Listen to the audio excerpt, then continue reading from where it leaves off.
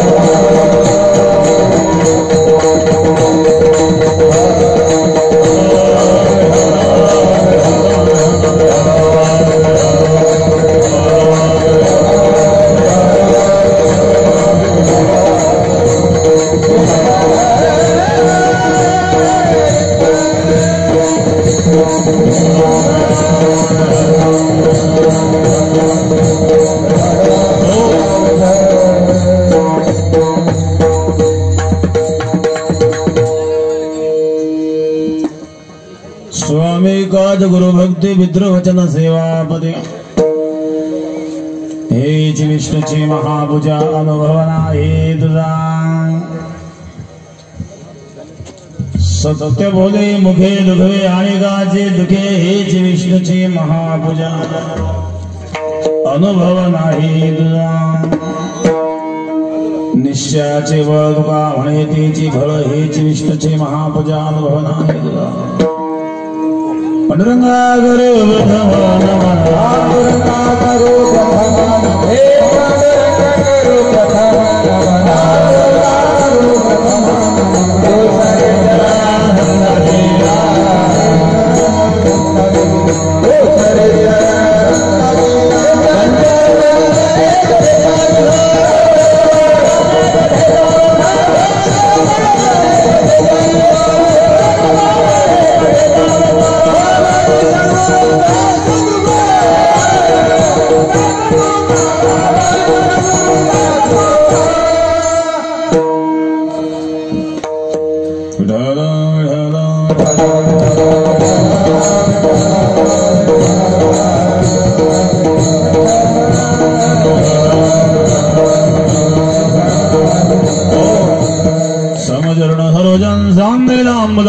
जगदनिहितपाणि मंडनं मंडनं तरुण तुलसी माला गंधरं गुंजनिद्रं सदे धवलहासं विठ्ठलं चिन्तयामि। ओम नमो ज्ञानेश्वरा करुणाकरालया तुमचा अनुग्रह लाधलो पावन झालो चराचर ध्यान मूलं गुरुर्मूर्ती पूजामूलं गुरुर्बलं मंत्रमूलं गुरुर्वाक्यं मोक्षमूलं गुरुर्वाक् गंगाभिषिक्तं मृतपदस्पर्शं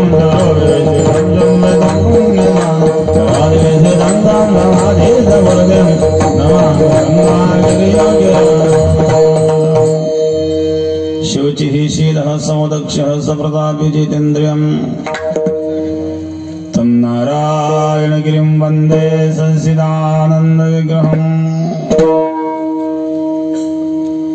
सद्गुरु युगराज गंगागिरी महाराजांच्या कृपेने सद्गुरु श्री नारायणगिरी महाराजांच्या आशीर्वादाने या ठिकाणी सहस्त्र चंद्र दर्शन सोहळा चे हरिभक्तपरायण तुकाराम पाटील नवले गुरुवर्य नारायणगिरी महाराजांपासून आजही त्यांची तशाच प्रकारची निष्ठा बेटावर आहेत। आज त्यांचा सहस्त्र चंद्र दर्शन अभिष्ट चिंतन सोहळा आहेत। त्यांचे चिरंजीव अशोक तुकाराम पाटील नवले, रमेश तुकाराम पाटील नवले, हरिभक्तपरायण राजेश्वर गिरी महाराज, समस्त नवले परिवार आणि या निमित्ताने उपस्थित सर्व संत महंत परम श्रद्धेय श्री क्षेत्र देवगड संस्थान पीठाधीश भास्कर गिरीजी महाराज ते या ठिकाणी उपस्थित आहेत। त्याचप्रमाणे गणेश गिरीजी महाराज, शिवराई संस्थान विष्णुगिरी महाराज, देवेंद्रगिरी महाराज हरिद्वार, गोरक्षगिरी महाराज नासिक, प्रणवानंदजी महाराज शिवराई, शतानंद महाराज शिवराई चे, जनार्दन महाराज मेटे, डॉक्टर नारायण महाराज सावखेडा आश्रम, चांगदेव महाराज कोकमठाण आश्रम, चंद्रानंदजी महाराज, कबीर महाराज, रामेश्वरानंद महाराज सडे, अशोक महाराज राऊत, सुभाष महाराज भोर वाकडी, बाळासाहेब महाराज रंजाळे, गणेश महाराज, हरिशरण गिरीजी महाराज, जोशी महाराज, गायनाचार्य सर्व नारायण महाराज, गायनाचार्य, मृदंगाचार्य, भजनी मंडळ, बरीच मान्यवर या ठिकाणी उपस्थित आहेत. मी या सर्व मान्यवरांना या ठिकाणी धन्यवाद देईल. या ठिकाणी जे आप्पासाहेब पाटील उपस्थित आहेत, आप्पासाहेब पाटलांनी धन्यवाद. जे मोहनरावजी आहेर या ठिकाणी उपस्थित आहेत. जे टेके पाटील, मच्छिंद्र पाटील टेके, साहेबराव पाटील सोमासे, नबी पटेल, जे शिवाजीराजे ठाकरे आहेत, विठ्ठलाबा शेलार, जे सचिन भाऊ जगताप आहेत, थेटे पाटील आहेत, या सर्वांना धन्यवाद धन्यवाद धन्यवाद. अनेक मान्यवर मंडळी या ठिकाणी उपस्थित आहे. सर्वांचंच नाम निर्देश करणं शक्य नाही आहे, पण उपस्थित सर्व मान्यवर, विशेषतः संत महंत, सर्व महाराज मंडळी, भजनी मंडळ, गायनाचार्य, मृदंगाचार्य, तर जे तुकाराम पाटील नवले, अशोकराव तुकाराम नवले, रमेश तुकाराम नवले यांचे ते पिताश्री आहेत. आणि हरिभक्तमण राजेश्वर गिरी महाराज यांचे ते पिताश्री आहेत. आणि त्यांच्या मातोश्री कल्याबाई तुकाराम नवले, मातोश्री कल्याबाई तुकाराम नवले आणि पिताश्री तुकाराम भागाजी पाटील नवले यांचं असणारं हे सहस्त्रचंद्र दर्शन सोहळा, अभिष्ट चिंतन सोहळा, त्या निमित्ताने असणारा हा योग आहेत. संस्कार अध्यात्माचे, परमार्थाचे असले तर अभिष्ट चिंतन सोहळा आणि होत असतो. मुलांना जर परमार्थाचे संस्कार नसतील तर काय घडेल सांगता येत नाही. एकदा औरंगाबादला रेल्वे स्टेशनच्या जवळ आम्ही गाडी उभी केली.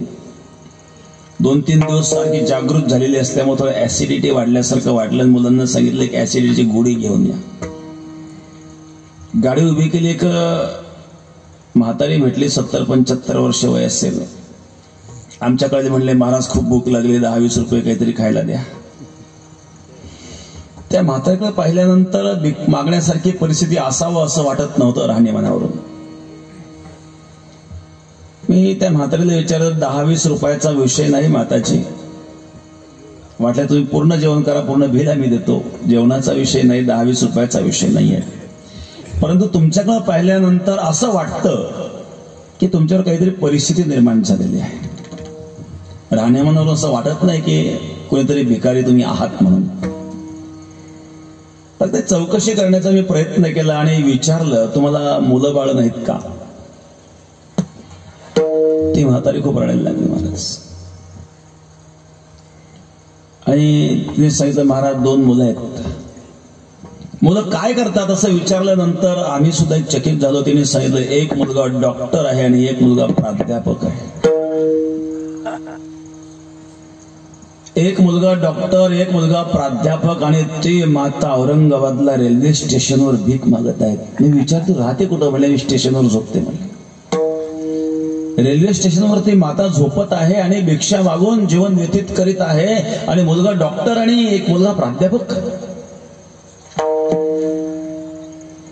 अशा प्रकारची परिस्थिती जर निर्माण होत असेल तर अशा जीवनाला सुद्धा धिक्कार आहे, अशा मुलांनाही धिक्कार आहे.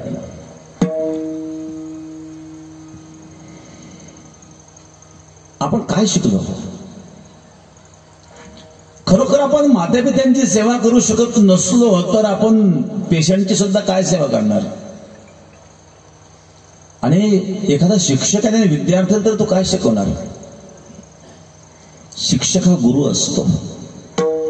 पूर्वी शिक्षकाला गुरुजी असं म्हटलं जात होतं. गुकार स्तंधकारो रुकारत निरोधका हा अज्ञान रूपी अंधकारावर ज्ञानाचा प्रकाश टाकण्याचं कार्य गुरु करीत असतो. गुरु शिष्याचं कल्याण करीत असतो. गुरु हा संत गुढी जा राजा, गुरु हा संत गुढी जा राजा,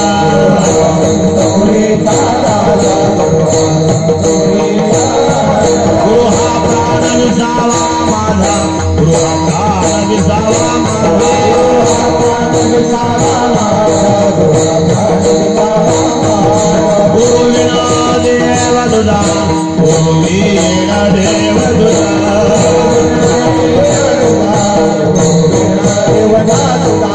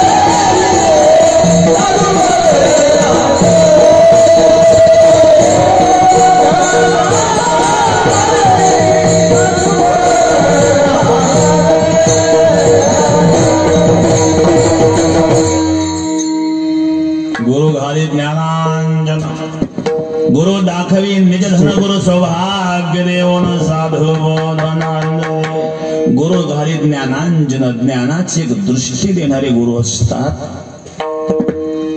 आणि शिक्षक हा गुरु असतो नोकर नाही शिक्षक नोकर नाही आहे शिक्षक गुरु आहे गुरु बनून त्यांनी राहावं आणि खरोखर विद्यार्थी घडवण्याचा उद्देश त्याचा असेल तर त्याला खरं गुरु म्हणावं जो आपल्या आईला घराच्या बाहेर काढून देतो तो विद्यार्थ्यांना काय शिकवेल विद्यार्थ्यांनी त्याकडून काय आदर्श घ्यावा डॉक्टर आईला घरातून काढून देत असेल तर रुग्णाची काळजी घेईल का करता असं कारण एकतर यामध्ये सर्वात मोठा दोष शिक्षण संस्थेचा आहे शालेय शिक्षणामध्ये संस्कृतीचं ज्ञान दिलं जात नाही हे दुर्दैव आहे माता पिताला वाटतं आपले मुलं मोठे व्हावे शिकावे चांगलं आणि शिक्षण करून जे दुःख आपल्याला झालं ते त्यांना होऊ नये कष्ट करून मुलांना शिकवतात डॉक्टर होणं एवढं सोपं नाही त्याकरता किती खर्च केला असेल हे एक उदाहरण आपल्या डोळ्यासमोर आहे असे अनेक उदाहरणं आहेत संस्कार जर दिले गेले नाही तर काय घडतं मग केवळ जन्माला घालणं एवढंच माता पित्यांचे संस्कार नसून कर्तव्य नसून संस्कार देणं हे महत्वाचं कर्तव्य आहे जन्माला तर सर्वच घालतात महाराज मुर्गी के पूत घने आगे पिछे धाट काय त्या कोंबडीला पिलं सब महीनों के 150 मुर्गे के पुतगने आगे पीछे ठाट एक चिल्ली ले गया एक बिल्ली ले गया हो गई बात जननी जने सो भक्त जने दाताया शुर नहीं तो जननी वांझ भली क्यों खोएगा नूर आईने जन्माला घालतो एखादा दाता असावा शूर असावा भक्त असावा नाही तो जननी वांझ भली मग अशा प्रकारे संस्कार महत्वाचे आहेत आचार्य चाणक्य सांगतात लालेत पंचवर्षाणि दशवर्षाणि ताडेत प्राप्ती तुझ्या षोडशी वर्षे पुत्र मित्र विधाचवित संस्कार कसे द्यावे याबद्दल सांगितलं लालेत पंचवर्षाणि 5 वर्षापर्यंत लालन तिथून पुढे 10 वर्षांनी ताडयत संस्कार देण्याकरता ताडणही करावं लागतं महाराज कारण जे एक विशिष्ट वय आहे त्यावेळेला संस्कार देणं महत्वाचं आहे त्यावेळेला मुलांना जर मोकळं सोडलं तर त्याचे दुष्परिणाम होतात कारण विचार करण्याची क्षमता त्यामध्ये नसते भविष्य कळत नाही अशा वेळेला ताळण करण्याचा प्रसंग आला तरी ताळण करावं पण संस्कार द्यावे पुढे सांगितलं प्राप्तेतच 16 वर्षे 5 वर्ष लालनात गेले 10 वर्षापर्यंत संस्कार देण्याकरता ताळणही केलं परंतु आता 16 वर्ष 16 वर्ष वय झालं बापाने आता सावधान प्राप्ते तुझ्या 16 वर्षे पुत्र मित्र विधाचर्य तिथून पुढे मित्राप्रमाणे वागावं आणि मित्राप्रमाणे समजावून सांगावं तिथून पुढे जर ताळण केलं तर उलटण्याची शक्यता आहे संस्कार देणं मनुष्याचं कर्तव्य आहे संस्कार देऊ शकत नसतो तर मनुष्य आणि पशुत काय फरक आहे आहार निद्रा भयमय दोनंच सामान्यमेत पशुभिर्नराणां ज्ञानं हि तेषाम् अधिको विशेषो ज्ञानेन हीना पशुभिर्समानः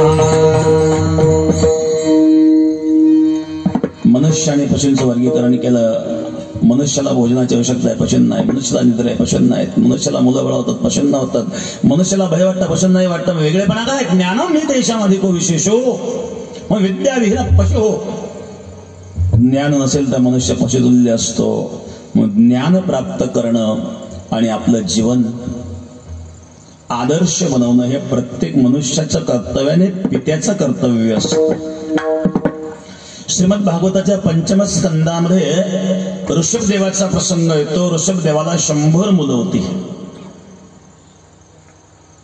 पण 100च्या 100 सद्गुणी आणि सदाचारी वर्ग धृतराष्ट्रालाही 100 मुलं होती पण 100च्या 100 दुर्गुण आणि दुराचारी का घडलं असं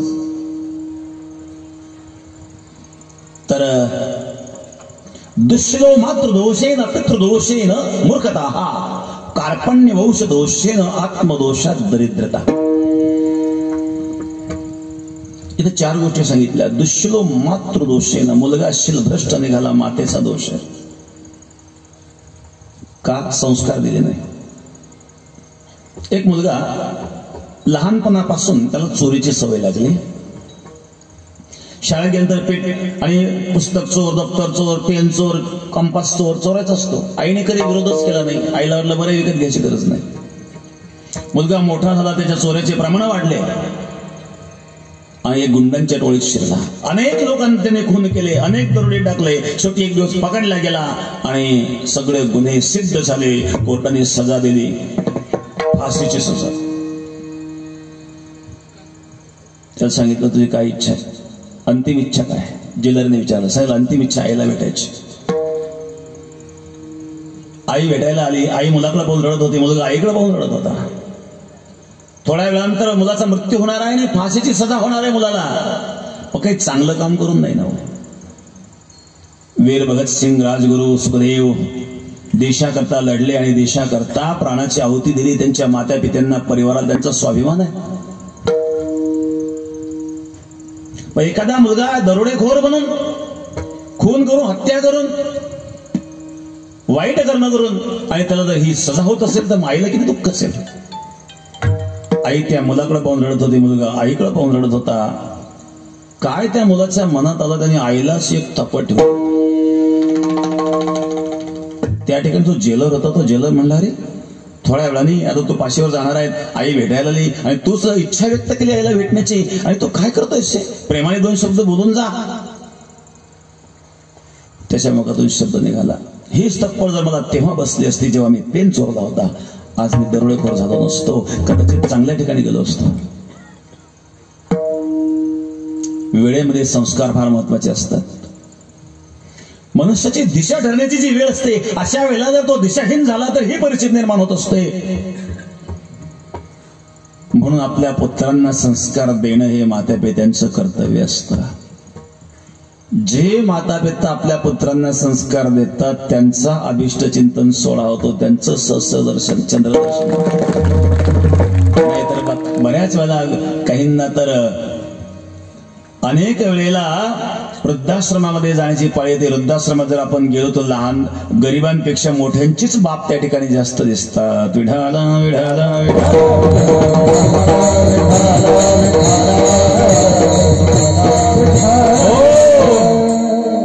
आणि म्हणून या ठिकाणी हरिभक्तपरायण तुकाराम पाटील, गुरुवर्य नारायणगिरी महाराजांचे येणं जाणं या घरी नेहमी होतं. आणि महाराजांच्या नंतरही या परिवाराचा जो संबंध बेटाची आहे जसाचा तसा आहे. त्यांचे चिरंजीव रमेश ते तर नेहमी बेटामध्ये आणि असतात, बेटाच्या सेवेत असतात. हरिभक्तपरायण राजेश्वर गिरी महाराज तेही त्यांचे चिरंजीव आहेत. तर अशा प्रकारे आणि संस्कारवान असणारा हा परिवार, आणि म्हणून आज हा योग या ठिकाणी आलेला आहे. विशेषतः उपस्थित असणारे सर्व संत महंत, परमश्रद्धेय श्री क्षेत्र देवगड पीठाधीश भास्कर गिरीजी महाराजही आज आणि वेळ काढून या ठिकाणी महाराज उपस्थित आहेत. वास्तविक त्यांना वेळ नसतो, पण तरी पण ते या ठिकाणी उपस्थित आहेत. बरीच संत मंडळी या ठिकाणी उपस्थित आहे, राजकीय नेते मंडळी या ठिकाणी उपस्थित आहेत. मी पुन्हा आपणा सर्वांना धन्यवाद देईल. विढाला विढाला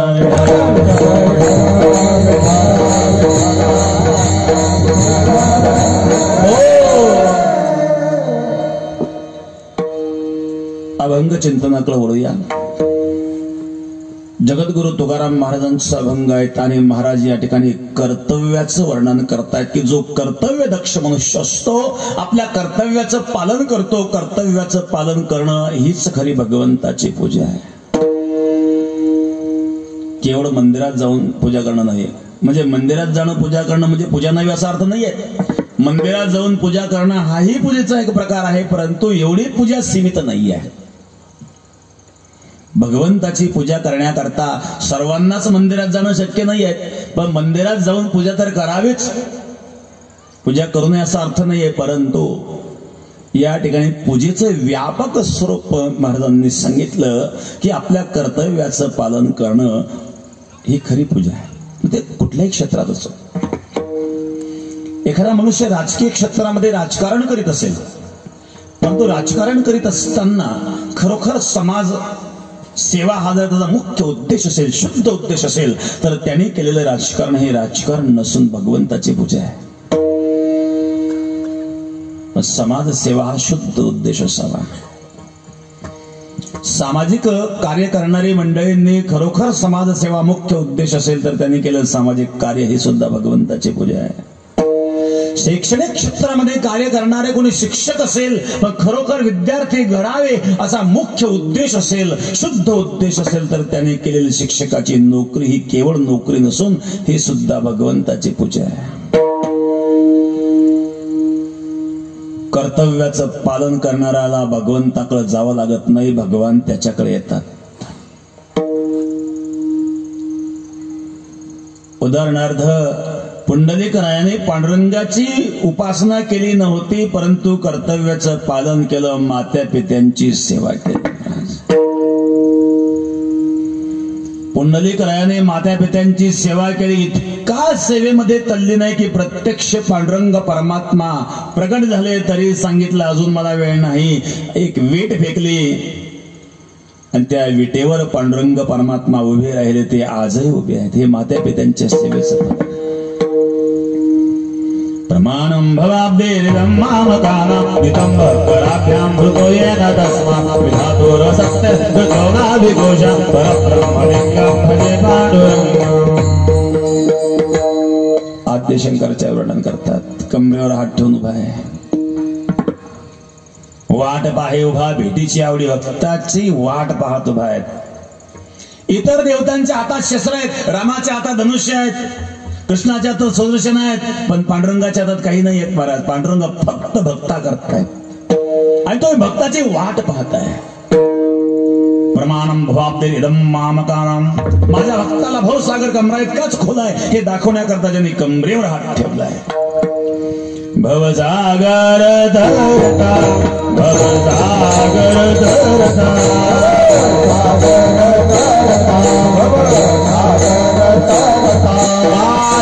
करी तुझा चिंता, करी तुझा चिंता.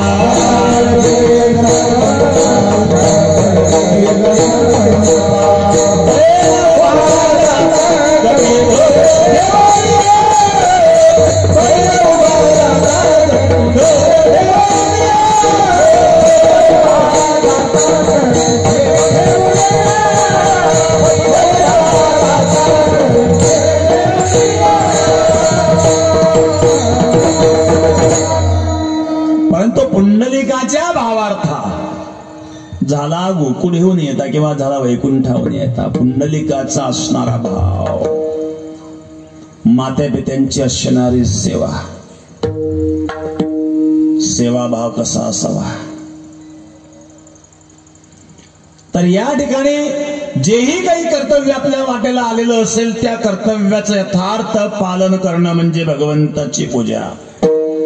याकरता महाराजांनी 4 गोष्टी सांगितल्या. सेवकाचं कर्तव्य स्वामीचं काम इमानदारीने करणं, शिष्याचं कर्तव्य आहे गुरुच्या आज्ञेचं पालन करणे, गुरुभक्ती करणे, पुत्राचं कर्तव्य आहे पितृवचनाचं पालन करणे, आणि पत्नीचं कर्तव्य आहे पतीची सेवा करणे. या 4 गोष्टी सांगितल्या. विढाला विढाला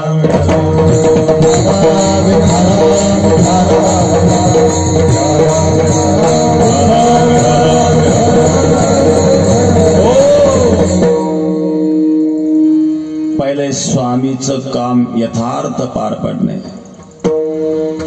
सेवकाचं कर्तव्य.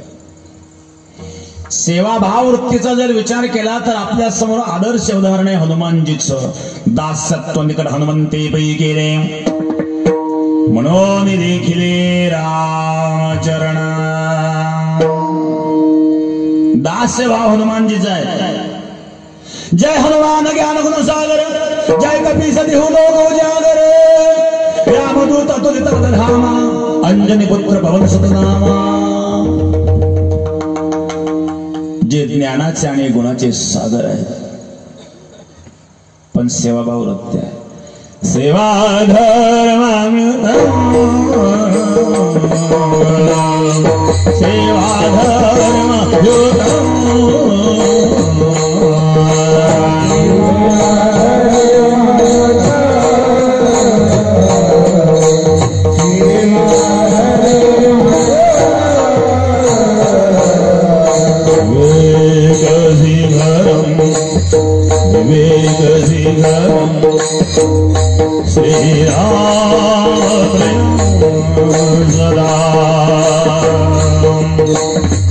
बुद्धि संगीत वाद्य करजम करजम करजम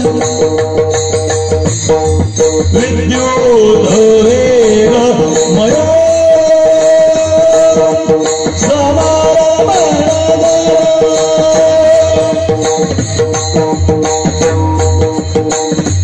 वंदे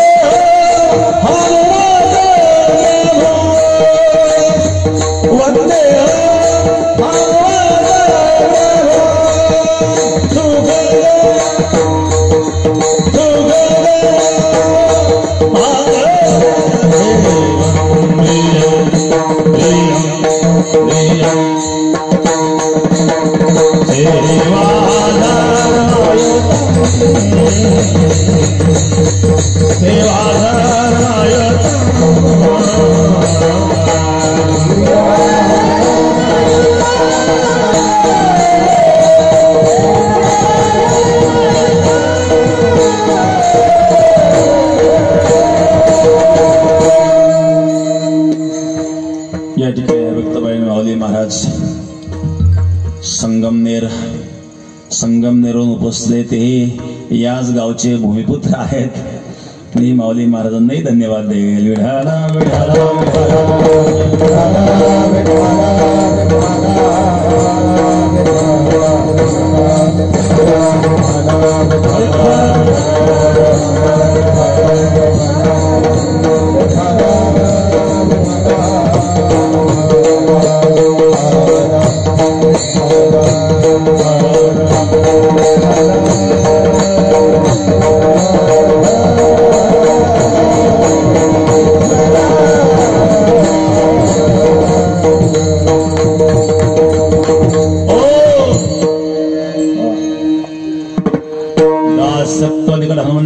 दास्य भाव आहे. सेवा धर्मायुत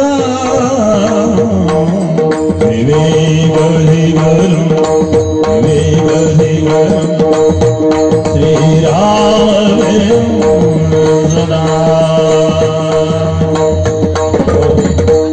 सर्व समर्थ असताना बुद्धी संगीत वाद्य नृत्य करजम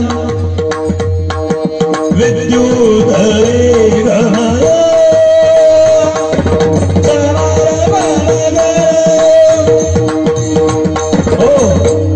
मनोजवम मार्तुल्यवेगम जितेन्द्रियम बुद्धिमतां वरिष्ठं वातात्मदं वानृतं मुक्तं श्रीरामदूतं शरणं प्रपद्ये. सर्व समर्थ आहे, ज्ञानाचे गुणाचे सागर आहे, परंतु नम्रता आहे. नम्र झाला भूतातेने कोणी त्यानंतर रामप्रभूंची सेवा करण्याकरता वानर देह धारण केला. मानव देहात निष्काम सेवा घडत नाही, कारण अन्न तरी खावं लागेल ना, वस्त्र तरी वापरावं लागतील, राहायला घर तरी लागेल ना. मग फुकट काम केलं का? खाल्लं नाही का आमच्या भाकरी? फुकट काम केलं का? कपडे नाही दिले का? फुकट काम केलं का? घर नाही दिलं का? पण ते सुद्धा उपकार नकोय, म्हणून झाडाचा पाला खाऊन रामप्रभूंची सेवा आहे, निष्काम सेवा. या शेठजी विठाराम विठाराम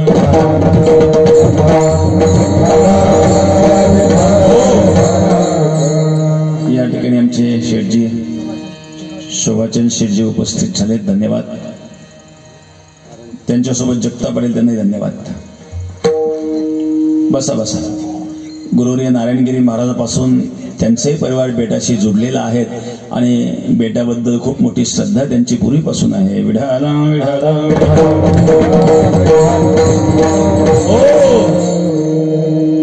स्वामी काज सेवकाचं कर्तव्य आहे. छत्रपती शिवरायांचा प्रसंग समोर येतो ना. आधी लग्न कोंडाण्याचे मग रायबाचे. हे काय? आपल्या महाराजाकरता स्वतःच्या प्राणाची आहुती देऊन ज्यांनी प्राण समर्पित केला, सेवकाचे कर्तव्य आहे. अशा प्रकारे जर कर्तव्य दक्ष वृत्तीने आपण सेवा करीत असाल तर ही भगवंताची पूजा आहे. दुसरं आहे शिष्याचं कर्तव्य. विढाला विढाला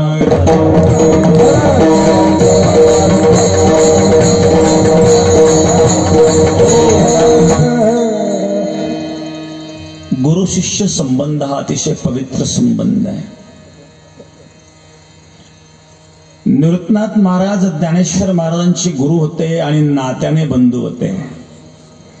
पण तो ज्ञानेश्वर महाराजांनी भावाचं नातं कधीही जोडलेलं आपल्याला दिसत नाही. कारण गुरु शिष्याचं नातं एवढं पवित्र आहे, लौकिक नात्याला महत्व नाही आहे. एक मांस वंश आहे, एक विद्यावंश आहे. गुरु शिष्य परंपरा एक विद्यावंश आहेत आणि मुलगा नातू पंतू हे एक मांस वंश आहेत. म्हणून मांस वंशापेक्षा विद्यावंश अतिशय श्रेष्ठ मानतात. विढाला विढाला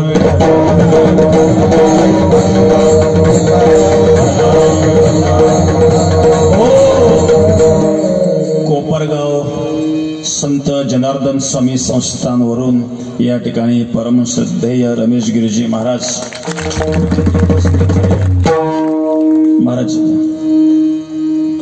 कोपरगाव संत सद्गुरु जनार्दन स्वामी संस्थान परमश्रद्धेय रमेश गिरीजी महाराज, बरेच संत मंडळी या ठिकाणी उपस्थित आहेत. मी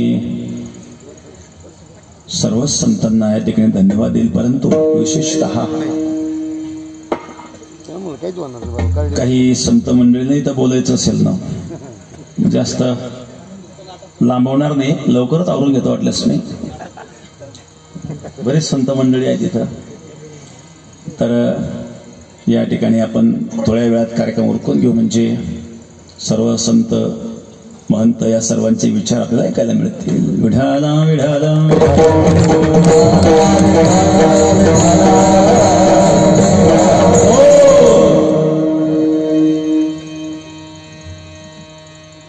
शिष्याचं कर्तव्य, गुरु सेवा. गुरुवर्य नारायणगिरी महाराज उदाहरण सांगत असत. महाराजांच्याच मुखारविंदातून ऐकलेलं आहे. रामदास स्वामींना एक शिष्य होता, कल्याण त्याचं नाव. तो स्वामीजींची सेवा करायचा. भोजनाची व्यवस्था, स्वयंपाक करणे, इतरही सर्व कपडे धुणे, जे काही सेवा असेल ते स्वामींची सेवा करायचा. स्वामीजींना भोजनानंतर पानाचा विडा खायची सवय होती. वय झाल्यानंतर स्वामीजींचे दात पडले, त्यामुळं तो विडा कुटून द्यावा लागत होता खलबत्त्यामध्ये. तर विडा वगैरे खलबत्त्यामध्ये कुटून हा स्वामींना देत असे. सतत स्वामींच्या सेवेमध्ये असायचा, परंतु इतर विद्यार्थ्यांना एक खटकत असायच. हाच एवढा स्वामीजींच्या जवळ का? प्रत्येक ठिकाणी या गोष्टी घडत असतात. अनेक वेळेला अनेक विद्यार्थ्यांनी त्याला बाजूला करण्याचा प्रयत्न केला, परंतु स्वामींचा त्याच्यावर फार मोठा विश्वास होता. एक दिवस अशाच प्रकारे पानाचा विडा देत असताना त्याच्यातून चुना थोडा जास्त पडला. चुना जास्त पडल्यामुळं तो पानाचा विडा खाल्ल्यानंतर स्वामीजीला जिभेला फोड आले. खूप त्रास झाला, त्याला खूप वाईट वाटलं, आपल्याकडून खूप मोठी चूक झालेली आहे, ही चूक पुन्हा होऊ नये म्हणून तिथून पुढे तो विडा चावून पाहायचा. त्याला विडा चावताना पाहिल्यानंतर इतर विद्यार्थ्यांना वाटलं आपल्याला मुद्दा सापडला. महाराज तुम्हाला उच्चिष्ट वेळ देतो म्हणल्या. सांगून पाहिलं तरीही स्वामींनी ऐकलं नाही, कारण स्वामींची सेवा तो त्या निष्ठेने करीत होता. नंतर त्याने खलबत्ताच वापरायचं सोडून दिलं. तो विडा चावूनच बारीक करायचा, तसाच तो विडा स्वामींना द्यायचा. त्यापैकी काही विद्यार्थी शिवाजी महाराजांकडे गेले आणि शिवाजी महाराजांनी सांगितलं की अशा अशा प्रकारचा प्रसंग आश्रमामध्ये घडतोय. आम्ही स्वामीजींना बऱ्याच वेळा सांगितलं, परंतु स्वामीजी आमचं ऐकायला तयार नाही आहे. पण तो मुलगा उच्चिष्ट वेळा स्वामींना देतो. उच्चिष्टच नाही तर तो पूर्णच उच्चिष्ट करून अगदी खलबत्त्यात कुटायचंच त्यांनी सोडून दिलं, तसाच चावून तो स्वामींना देतो. हे आम्हाला पावत नाही. असं म्हटल्यानंतर शिवाजी महाराज अचानक रामदास स्वामींच्या आश्रमात न सांगता अचानक आले. स्वामीजींना आश्चर्य झालं की महाराज कसं काय अचानक आले. त्यांनी विचारलं, निरोप दिला असता तर आपल्या स्वागताची तयारी करता आली असती. आता आम्ही स्वागतही करू शकत नाही, तुम्ही अचानक आलात. शिवाजी महाराज सांगितलं, मी स्वागता करता इथं आलेलं नाही आहे. आपल्याकडं सेवेकरता असणारा एक मुलगा आहे, त्याला बोलवा. त्याला बोलवलं. त्याला विचारलो, काय करतोस. म्हणले, स्वामीजींची सेवा करतो. भोजनाची व्यवस्था असेल, स्वयंपाक, इतर सर्वच कामं करतो. स्वामीजी विडा खात असता. म्हणले, हो. तू विडा कुठून देत असतो. म्हणले, हो. तू कोणत्या खलबत्त्यामध्ये तो विडा कुटतोस, तो खलबत्ता घेऊन ये. त्याला शिवाजी महाराजांनी विचारलं, तो खलबत्ता मला दाखव की ज्या खलबत्त्यात कुठून तू स्वामीजींना विडा देतोस. आता हा खलबत्त्यात विडा कुठेच नव्हता, याने खलबत्ता सोडून दिला होता. हा चावूनच तो विडा आणि स्वामीजींना देत असे. परंतु त्याची गुरुनिष्ठा होती. तो आतमध्ये गेला आणि त्यांनी भाजी कापण्याचा तो जो काही चाकू होता तो घेतला आणि त्यांनी जबडा चिरला आणि तो ताटामध्ये ठेवला स्वामीजीच्या चरणावर आणि मस्तक ठेवून स्वामीजीच्या चरणावर प्राण सोडला. हे गुरुनिष्ठा. कारण प्राण जरी त्यांच्या चरणावर समर्पित केला तरी प्राण सुद्धा कमी आहे. नाशिवंत देता मोक्ष येईल हाता, ऐसे ज्याची कथा पुराणात. आपण काय दिलं त्यांना. शरीर जरी समर्पित केलं तरी नाशिवंत दिलं आणि त्याच्या मोबदल्यात मात्र मोक्ष घेतलेला आहे. आणि म्हणून शरीर जरी समर्पित केलं तर ते अगदी थोडं आहे. विढाला विढाला विढाला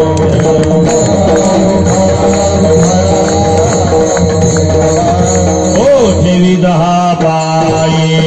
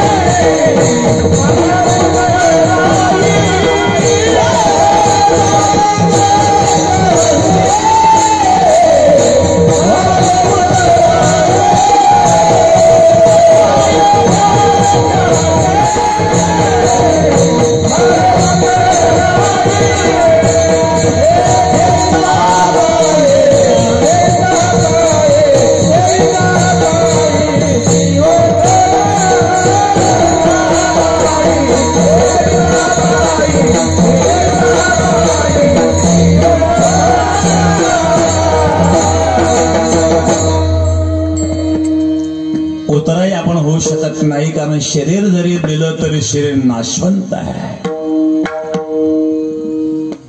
गुरु काय देतात. गुरु हा घाली ज्ञानांजन, गुरु दाखवी निज धन. ज्ञानांजन डोळ्यात घालतात, निज धन मोक्ष रूपी धन देतात. आणि हे मोक्ष रूपी धन या शरीरापेक्षा श्रेष्ठ आहे, कारण हे नाशवंत शरीर आहे. आणि म्हणून जीव समर्पित करावा हा सर्वस्व समर्पण भाव आहे. ही गुरुभक्ती आहे. तिसरे पुत्राचं कर्तव्य. आपल्या माता पित्यांच्या बाबतीत पुत्राचं कर्तव्य काय आहे. त्याकरता उदाहरण द्यायचं ठरलं तर सर्वात आदर्श उदाहरण भगवान रामचंद्रांचं आहे. सायंकाळी सांगितलं उद्या रामाचा राज्याभिषेक होणार. दशरथाने निर्णय घेतला. दशरथाला आपल्या कानाच्या जवळचे केस पांढरा दिसला बरं का. केस पांढरे व्हायला लागले म्हणजे माणसाने सावध व्हावं, ही पहिली काळाची सूचना आहे.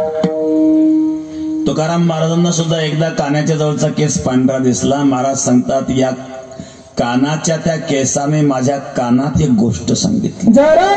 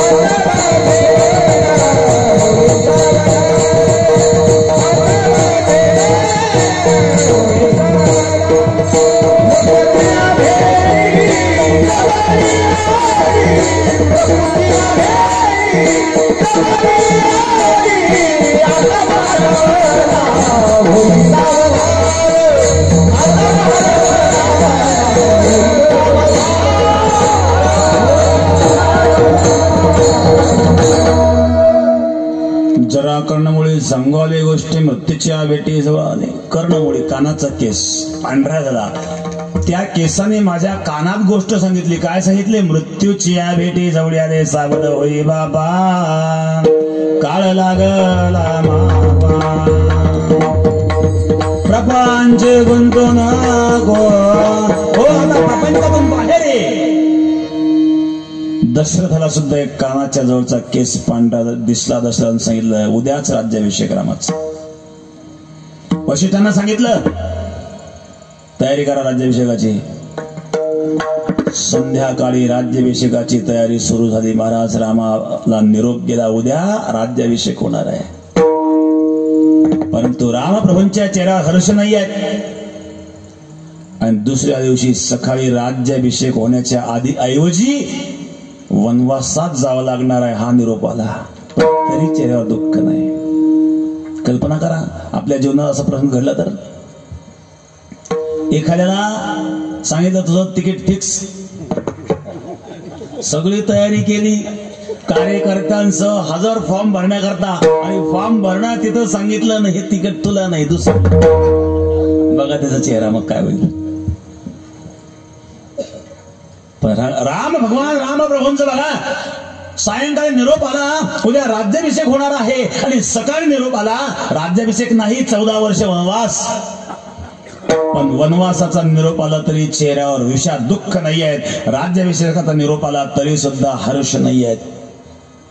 ही अवस्था आहे महाराज. रामप्रभूंना वनवासात जाण्याचा प्रसंगाला सर्व अयोध्यावासी दुःखी होते.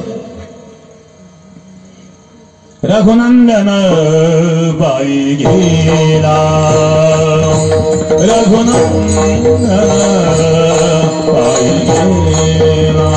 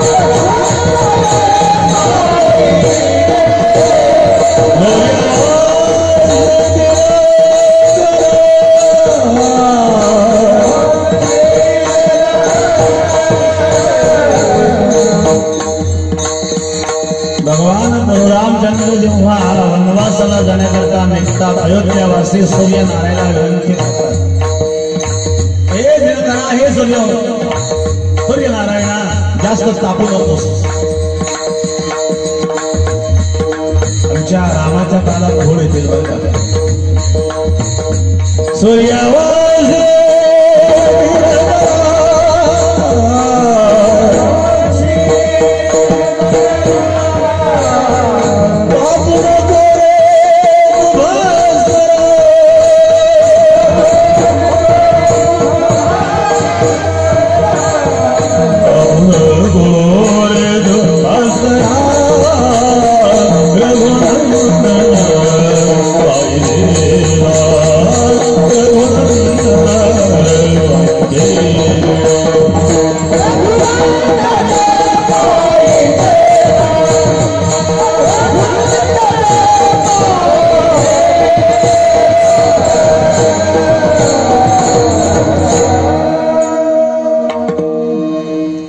अयोध्यावासी माता कौशल्या सूर्यनारायणाला विनंती करतात,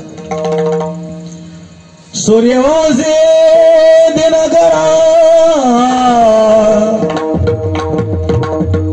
तापू नको रे तू भास्करा.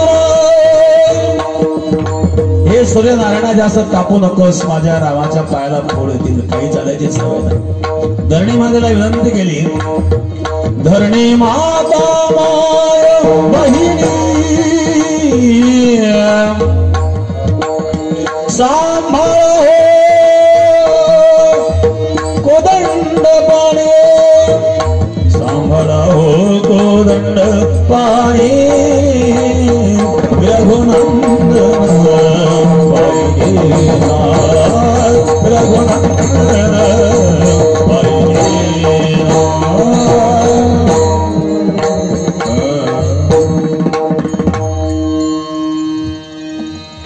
रघुकुल रीत सदा चले आई, प्राण जाए परे वचन न जाए.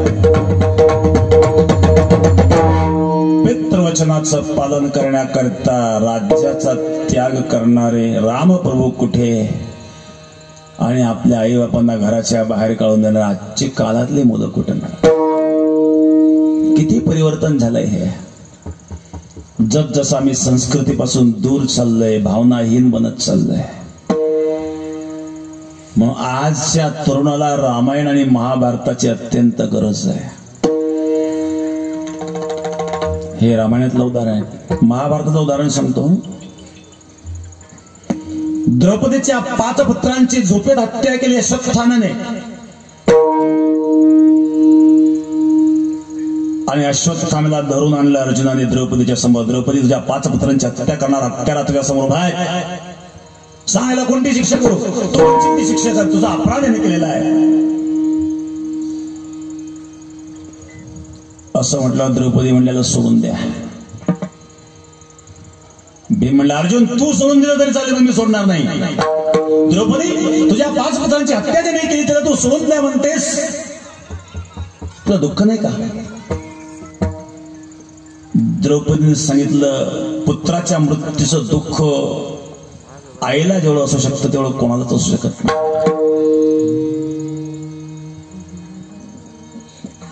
मग तू सोडून द्या का म्हणले.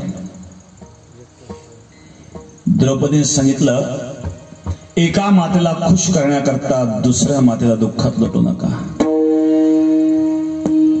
कौरव पांडवांचं युद्ध चालू होतं. 18वा दिवस होता. 15व्या दिवशी द्रोणाचार्यांचा मृत्यू झालेला होता. द्रोणाचार्यांची पत्नी म्हणजेच अश्वत्थाम्याची माता आपल्या पतीच्या वियोगाने, पतीचा मृत्यू झाल्यामुळे ती विधवा झालेली होती. तिला आधारप्राप्त पुत्र होता, आणि या पुत्राला जर तुम्ही ठार मारलं तर त्या विधवा मातेचं कसं जाईल? माझे मेलेले मुलं जिवंत होणार नाही आहेत, मला दुःख आहे. पण एका मातेला संतुष्ट करण्याकरता दुसऱ्या मातेला दुःख का देत आहे? मी निराधार नाही आहे, मला माझ्या पतींचा आधार आहे, परंतु ती माता निराधार झाली, विधवा झालेली आहे, पतीचा आधार जर तुटलेला आहे आणि तिला फक्त पुत्राचाच आधार राहिलेला आहे आणि तो आधार जर तुम्ही तोडला तर त्या मातेचं दुःख मला सहन होणार नाही.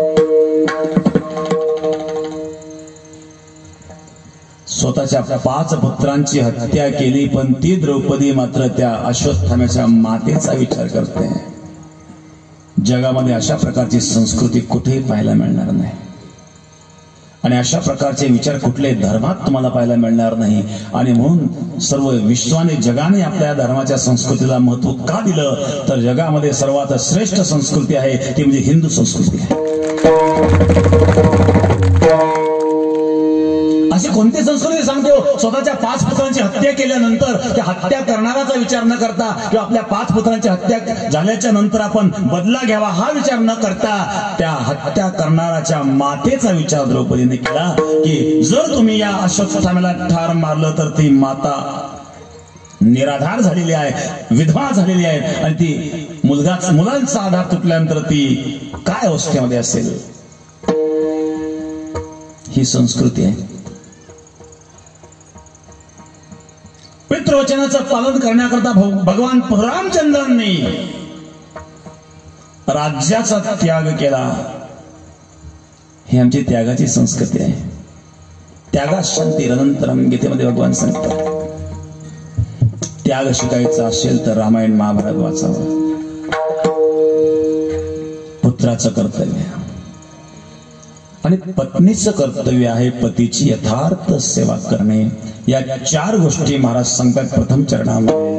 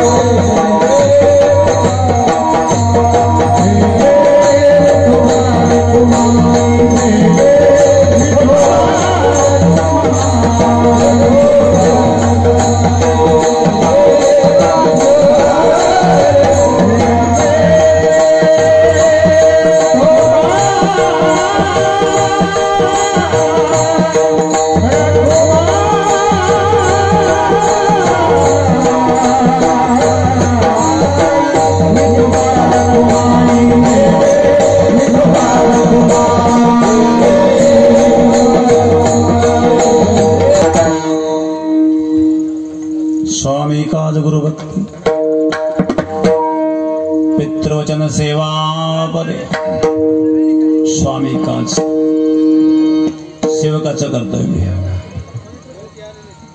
गुरुभक्ती शिष्याचं कर्तव्य, पितृवचन पुत्राचं कर्तव्य, सेवापती पत्नीचं कर्तव्य. एक शांडिल्य नावाची राजकुमारी होती. तिने असा निर्णय घेतला, राजमहालाच्या बाहेर दृष्टी टाकल्यानंतर प्रथम पुरुष जो दिसेल त्याच्याशी विवाह करायचा. राजमहालाच्या बाहेर दृष्टी टाकल्याबरोबर एक कुष्ठरोगी म्हातारा दिसला. निर्णय तर घेतला की या राजमहालाच्या बाहेर दृष्टी टाकल्यानंतर प्रथम पुरुष जो दिसेल त्याच्याशी विवाह करायचा. एक म्हातारा कुष्ठरोगी दिसला आणि त्याला निरोप दिला आणि बोलवून घेतलं राजकुमारीने. तो तर घाबरला, का बोलावलं असेल मला. राजकुमारीने सांगितलं मला तुमच्याशी विवाह करायचा. आणखीच घाबरला. राजा काही जिवंत ठेवणार नाही आपल्याला.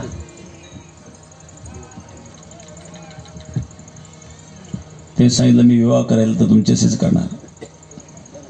कुष्ठरोगी असणारा तो म्हातारा त्याच्याशी या शांडिल्याने विवाह केला. त्याची सेवा करू लागली. एक दिवस आपल्या पतीला पाठीवर घेऊन रस्त्याने चालली होती. सायंकाळची वेळ होती. प्रसंग असा होता की त्याच कालावधीमध्ये मांडव्य ऋषींना सोळावर दिलं गेलं. मांडव्य ऋषींवर चोरीचा आरोप आला. कधी कोणावर काय आरोप येईल सांगता येत नाही.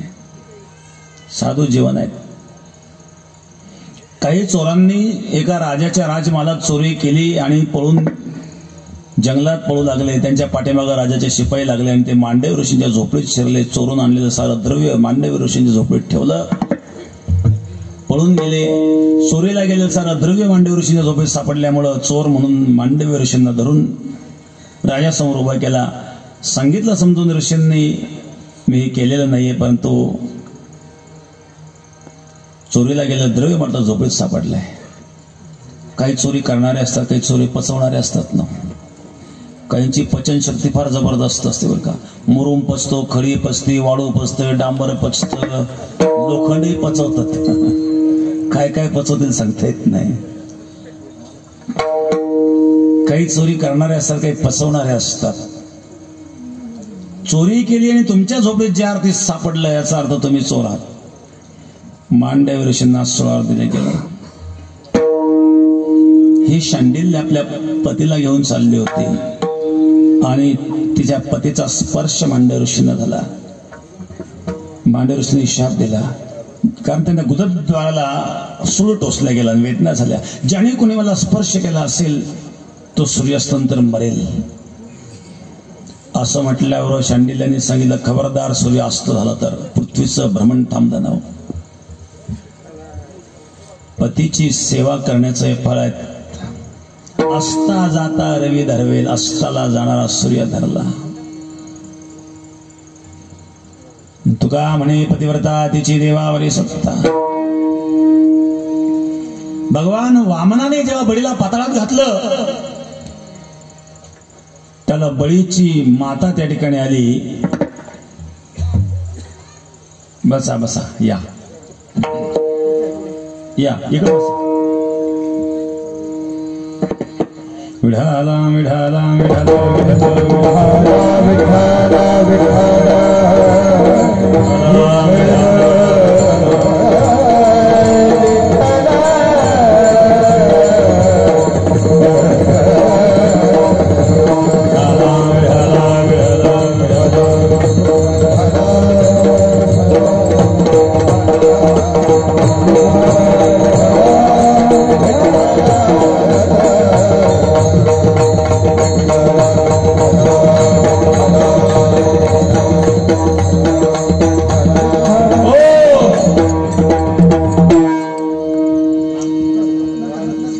बसा बसा बसा, खुर्चीवर बसा. स्वामी काज गुरुभक्ती, पितृवचन सेवा पदे या एक कर्तव्याचं पालन अशा प्रकारे कर्तव्याचं पालन करण्यात जर आपण तत्पर असलो तर महाराष्ट्रात हीच भगवंताची महापूजा आहे. यापेक्षा वेगळा कुठला अनुभव नाही द्वितीय चरणामध्ये. हेची विष्णूची महापूजा, हेची विष्णूची महापूजा, हेची विष्णूची महापूजा,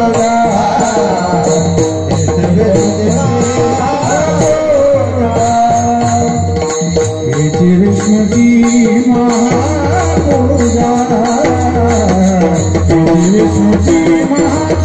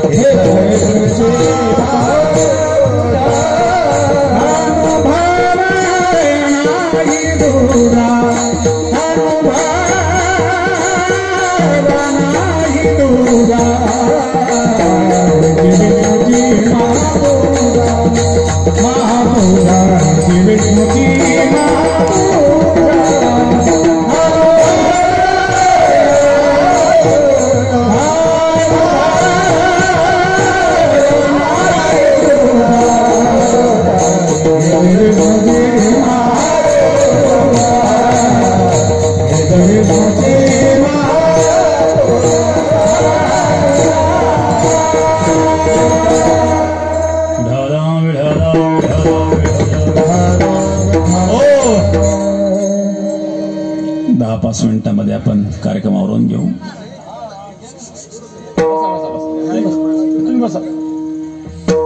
हीच विष्णूची महापूजा अनुभव नाही तुझा, यापेक्षा वेगळा कुठला अनुभव नाही. हीच भगवंताची खरी पूजा आहे. दुसरी महत्वाची गोष्ट महाराज या ठिकाणी सांगतात, सत्यवचन. आपल्या मुखाने कुठलीही परिस्थिती निर्माण झाली तरी असत्य वचनाचा स्वीकार करू नका. लक्ष्मी सोडून निघून गेली तरी चालेल, प्रसंगी प्राण गेला तरी चालेल, पण सत्यवचन सोडू नये. दुसऱ्याच्या दुःखाने दुःखी व्हावं आणि त्याला दुःखातून मुक्त करण्याचा प्रयत्न करावा असं महाराज तृतीय चरणामध्ये सांगतात. सत्य बोले मुखे, सत्य बोले मुखे, सत्य बोले मुखे, सत्य बोले मुखे,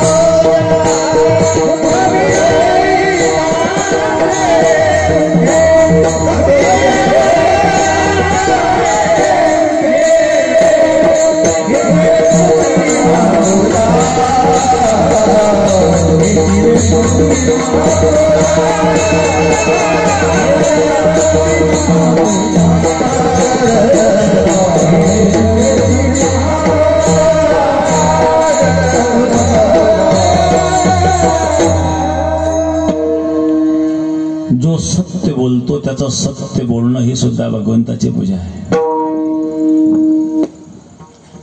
सत्यवचन.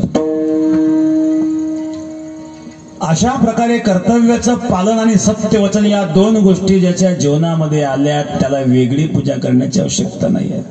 नवी नवी त्याला भगवंताकडे जाण्याची गरज नाही, भगवान त्याच्याकडे येतो आणि त्यामुळं बुद्धीला स्थिरता येते. आणि जेव्हा बुद्धी स्थिर होते त्यावेळेला मनुष्याला वैराग्य निर्माण होतं. बरं का, त्याच्या सर्व कामना नष्ट होतात. प्रजहाति यदा कामान सर्वान पार्थान मनोगतान आत्मनेवात्मना तुष्ट स्थित प्रज्ञस्तोच्यते. अर्जुन जेव्हा भगवंताचा प्रश्न विचारतो, स्थित प्रज्ञश्च का भाषा समाधिस्तस्य केशव, स्थित प्रज्ञ कोणाला म्हणतात? ज्याची बुद्धी स्थिर झाली, त्याला काय, त्याची लक्षणं काय? तर भगवान प्रजहाती यदा कामान सर्वान पार्थान मनोगतात, त्याचे सर्व मनोगत पूर्ण झाले, आता त्यांची इच्छाच राहिली नाही, बुद्धी स्थिर झाली आणि आत्मस्थितीमध्ये तो स्थित झाला. आत्मनेवात्मनतिष्ठ स्थित प्रज्ञस्तु उच्यते. अशा प्रकारची स्थित प्रज्ञा त्याला प्राप्त होते, बुद्धी स्थिर होते आणि निश्चयात्मिका बुद्धी होते आणि हीच खरी त्याची सफलता आहे. शेवटच्या चरणामध्ये